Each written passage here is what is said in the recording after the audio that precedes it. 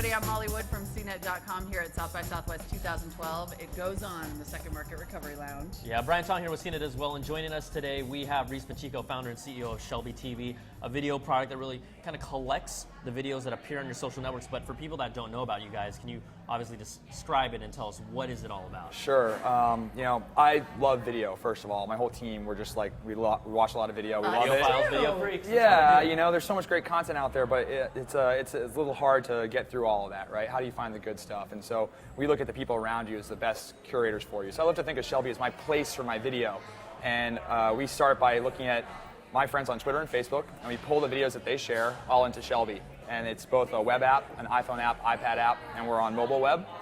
But our real goal is to get smart about what you like and don't like. We want to basically understand your preferences as a video watcher and say, hey, you know what, you might like more of these videos from Molly. You might like more videos from Reese, or you have an interest here. How about some more stuff here? And be able to recommend great video for you in a number of ways. But the goal is not to create more noise, it's to create more signal. There's tons of content out there, so it's about getting the good stuff to you. So at first, when you use Shelby, you're seeing like all the video that your friends on these networks post? Yeah, exactly. Right now, you know, at first and right now, and just the way the product works right now, you sign in, you're going to see videos from Twitter, Facebook, and Tumblr if you authorize with those services. Our goal in the next few months is start to build out sort of our social video graph, where we're going to understand what you like and be able to say, hey, you know what? You're looking for more video in this certain area. Here's how you can find more.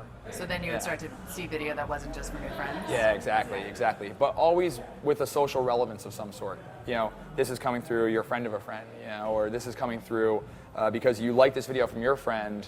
Here, you might also like videos like these. For me, I never go to YouTube and hunt and peck and click videos, right? Like, yeah, neither do I.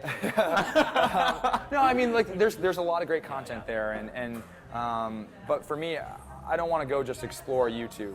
Now, one of the things also, as the product is evolving, I'm sure you guys are finding new ways to kind of tweak the algorithm, what's working with people, what's not. What are some of the challenges with that?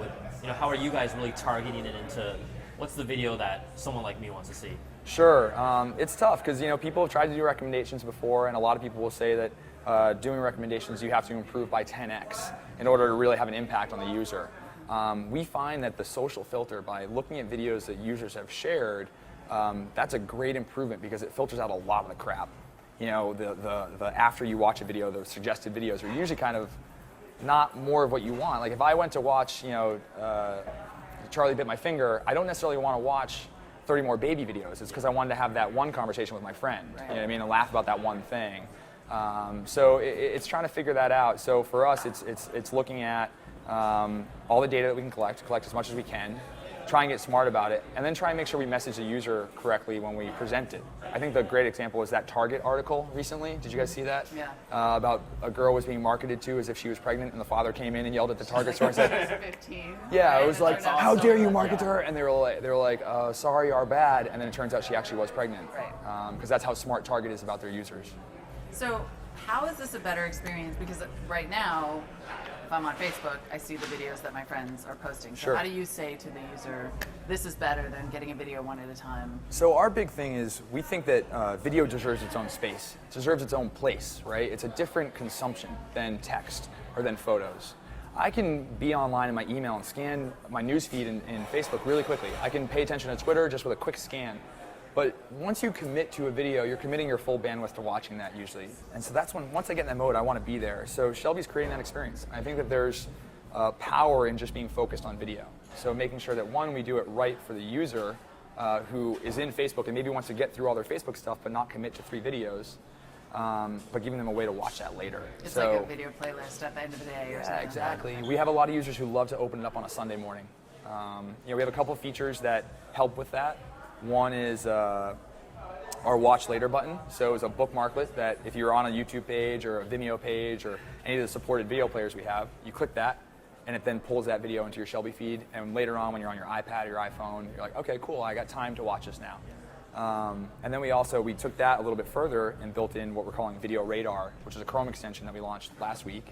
And it basically picks up that video for you on a page automatically. So as soon as you're on a page with video, it says, hey, want to add this to your watch later? Or do you want to watch it here and like it right there? So Shelby's now collecting your video for you all over the place, but giving you that spot to watch it later. So what are the economics of that? Because obviously sites monetize their video. How are you grabbing that video and do the ads run? So right now, as a small startup, we don't want to pick fights with the big guys. So, well, we do, but we want to pick the right fights. So right now, we pull the ads through.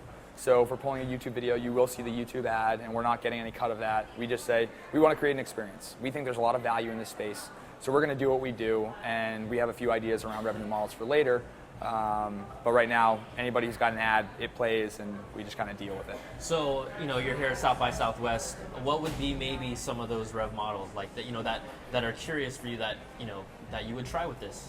I mean, I look at, the video space is still really nascent, still really young, still growing, and I look at content is changing. So I see, advertising in video evolving, right? I think, we've seen a couple recent changes in how ads are displayed in video, and I don't think they're great. I think they're clever. I'm talking about like the solve thing. Instead of watching pre-roll, you can now enter in a word to get past it. Right.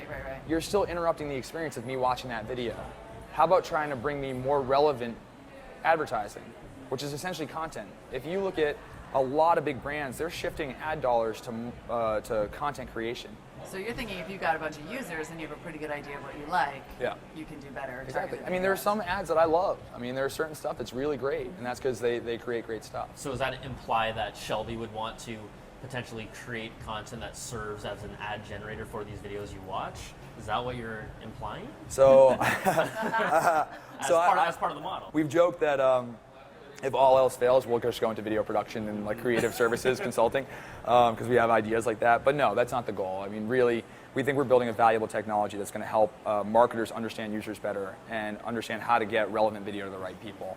Whether it's a cool movie trailer that you can't fit on TV, or it's Old Spice's latest campaign, which is crazy. So how do you encourage that kind of viral video if most of the video that you're getting is from your friends? Like, it seems like the sharing gets a little bit more limited, right? If the universe gets smaller? The universe gets smaller, the sharing gets smaller. Yeah, so true. So most of the video you see is you're not going to stumble upon as much video. There's a chance that Thank you. There's a chance that you're not going to see the most popular video on YouTube, but that's okay. I mean, there's stuff that I miss that's okay that I miss it. But at the same time, there's stuff that I love when I find that early stuff, and my friends share it to me. It's like, whoa, cool. Honey Badger is a great example from last year, right? Honey Badger blew up just before South by. Yeah. I remember seeing that video really early on, and that was so cool, so that's where I wanted to share it. And then I became part of that early viral trend. And if you are, you are, and if you're not, you're too late, and so be it. Right, it is what it is. Yeah. All right, well, good luck with anything. Are you announcing specific things here at South by? You're smiling. You got some tricks up your sleeve. Can you hook us up with a little bit? Short sleeves. A little nugget. We can keep a secret. You can keep it. Yeah, well, the cat's out of the bag now, actually. Oh, good. So, right, so we can tell you what's going on. So we did a thing called projectgoats.com. Sounds ridiculous because it is, but there's a Twitter character named Fake Grimlock, and he's a great startup personality. And we actually were able to get him to come to South by Southwest and do these really selective interviews with great startup people. We filmed it all, and we're going to be showing it on Shelby. And it'll be at projectgoats.com. So see that whole So creating you are doing content thing I that I know. referred but to. it was marketing. Yeah, you All right, good luck with everything. I'm a fan, so Thank you. I'll be watching. Cool. Thanks, Reese. Thanks. You can find all these interviews and much, much more, of course, at cnettv.com.